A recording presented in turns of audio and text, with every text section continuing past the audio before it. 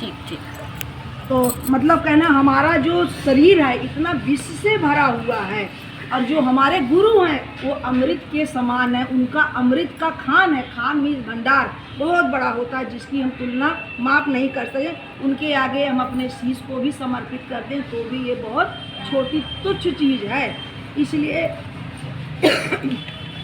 महादेव के प्रति हमें रहना चाहिए, प्रेम से समर्पित रहना चाहिए और अपने मन को निर्मल करें, पवित्र करें। जैसे महात्मा बुद्ध ने कहा है, अप दीपो भव, स्वयं को प्रकाशित करो। कैसे करेंगे? दूसरों की जय से पहले खुद को जय करें। हम बचपन में प्रेयर करते थे ना, हमको मन की शक्ति देना, मन विजय करें, दूसरों की जय से पहले खुद को जय करें। आजकल इंग्लिश में होती है गॉड ऑड करके, लेकिन जो पहले की प्रेयर थी यूं ही नहीं होती थी। हमें दूसरों को ज्ञान देने से पहले स्वयं में सुधार करना है। अगर नित्य शिव चर्चा में चल रहे हैं, नित्य सत्संग में चल रहे हैं, हम स्वयं पे सुधार करें।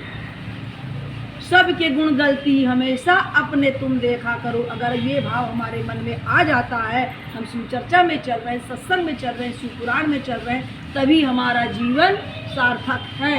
थोड़ा थोड़ा परिवर्तन अपने अंदर लाएंगे तो। और हम 108 की माला क्यों करते हैं पहले अभी बताई हूँ। 108 की माला हम इसलिए करते हैं, इसमें 4 27 नक्षत्र 4 दिशा 108 हो गया। इसको बहुत डिटेल में नहीं कहूँगी। 12 राशि और 9 ग्रह 108 इसका गुणनफल हो गया। और इसके अलावा हमारे शरीर में 108 एक्यूप्रेशर पॉइंट हैं, जो नाड़ियाँ हैं, नसें हैं। और पहले इमरजेंसी का एम्बुलेंस नंबर 108 होता था, और जो संत महात्मा ऋषि होते थे उनके नाम के आगे 1008 108 संत श्री श्री करके लोग लगाते हैं। संतों के यहाँ चले जाओ वृंदावन में और कहीं। और हम 108 को अब तोड़ के बता रहे हैं। 1 का मतलब, 0 का मतलब और 8 का मतलब। 1 का मतलब है कि परम ब्रह्म परम ईश्वर जो है, कौन है? हमारे देवों को देव, सबका मालिक एक है, इसलिए कहा जाता है। तो कौन है? हमारे देवों के देव महादेव। इसलिए महात्मा गांधी भी कहते थे, ईश्वर अल्लाह तेरो नाम, सबको सम्मति दे भगवान। सम्मति मीन्स बुद्धि, जो पशुओं को नहीं दी, मनुष्यों को दी गई है। 1 का मतलब है परम ब्रह्म परम ईश्वर, और 0 का मतलब है निर्विकार। निर्विकार होकर के जो हम आरती परमात्मा के सामने करते हैं कि हे परमात्मा, हम शून्य हैं आपके सामने, हम तुच्छ हैं, हम शून्य हैं। और 8 का मतलब है 5 तत्व और 3 गुण। 5 तत्व कौन हो गया? 5 तत्व का मतलब है भगवान, जो हर मनुष्य में है, भगवान अंदर समाहित है। हमें यहाँ ढूंढने की ज़रूरत है, लेकिन हम कहाँ जाते हैं? दूर दूर ढूंढते हैं। स्वयं को प्रकाशित करो। ये अपना हर इंसान के अंदर जो अखंड अखंड ब्रह्मांड है, वहाँ पर भी मनुष्य के अंदर जो ब्रह्मांड है, इसको जानने की ज़रूरत है। कैसे जानेंगे? जब हमारा मन निर्मल होगा। निर्मल मन के दर्पण में वह संत का दर्शन पाएगा।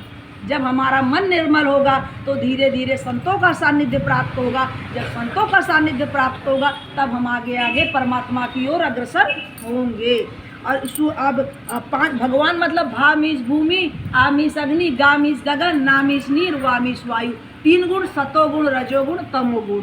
5 तत्व ये 3 गुण हो गए हैं। इसका मतलब है कि 108 का जोड़ ये कहलाता है, जो प्रकृति के विभिन्न पहलुओं से निराकार हो करके ईश्वर में रम जाए, उसे परम ब्रह्म परम ईश्वर या 108 कहते हैं। क्योंकि कोई भी मनुष्य 108 की संख्या से अछूता नहीं है, जन्म से लेकर के मृत्यु तक। इसलिए 108 की इतनी महिमा है। और ओम जब हुआ, ओम आ प्लस ऊ प्लस मा, इसका भी मतलब है ब्रह्म या ईश्वर। हम लोग ओम नमः शिवाय ओम लगाते हैं। और नमः शिवाय हम क्यों करते हैं? ओम का मतलब है, जब ओम लगाते हैं तो पहले ओम, ये सभी सारे ब्रह्मांड में ये जाती है।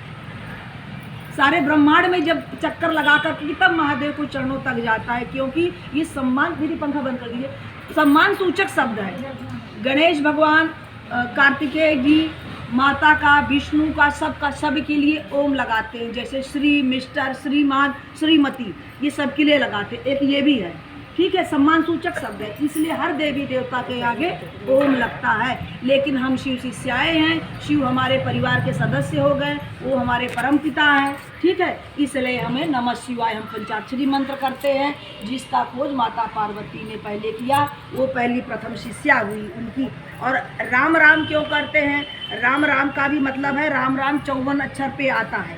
राम राम इसीलिए किया जाता है। पहले के जब महादेव ने बहुत सारे असंख्य श्लोकों की रचना की तो देवी देवता राक्षस मनुष्य सबको पता चला, तो राक्षस गए अपने कल्याण के लिए मांग लाए, देवताओं को पता देवता भी मांग लाए, मनुष्य को लालच आया मनुष्य मांग लाया, मनुष्य फिर दोबारा गया और मांग लाया, महादेव ने दे दिया सबको।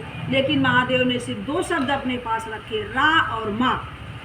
इसलिए शिव के दिल में राम बसते हैं, शिव के दिल में राम बसते हैं, इसीलिए उन्होंने बोला मैं रा और राम नहीं दूंगा, रा और माँ नहीं दूंगा। इसलिए जब 2 जन मिलते हैं तो क्या होती है?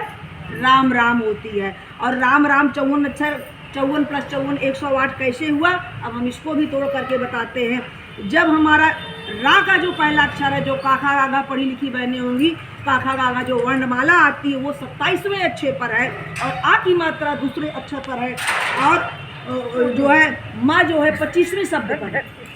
तो 27 + 2 + 25 54 होता है, 54 108 होता है। इसलिए जब 2 लोग राम राम होता है तब 108 की माला हो जाती है। इसलिए पहले के ज़माने में कहते थे राम राम भैया, आज good morning good afternoon good evening कहते हैं, आज यही कहते हैं।